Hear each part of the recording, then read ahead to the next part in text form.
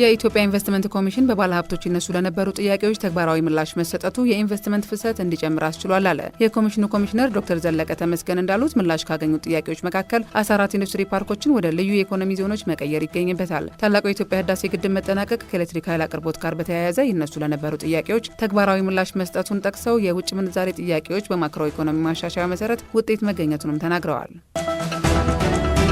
በመደመር መንግስት እይታ የገጠር ሽግግርን ለማረጋገጥ ውጤታማ የፖሊሲ እርምጃዎች እየተወሰዱ መሆኑን የግብርና ሚኒስቴር አስታወቀ። የኢትዮጵያ ግብርና ትራንስፎርሜሽን ኢንስቲትዩት የገጠር ትራንስፎርሜሽንን በማሳደግ ውጤታማና ባለብዙ ዘርፍ የትብብር ተጽዕኖ ማጎልበት በሚል መሪ ሀሳብ ያዘጋጀው የፓናል ውይይት በአዲስ አበባ እየተካሄደ ነው። የገጠሩን የህብረተሰብ ክፍል ኑሮ ማሻሻል፣ አካታች ልማትና እድገትን የማረጋገጥ እንዲሁም ምርትና ምርታማነትን ይበልጥ የማሳደግ ጉዳይ በመሆኑ የግብርና ትራንስፎርሜሽንን ማፋጠን ትኩረት ተሰጥቶታል ተብሏል።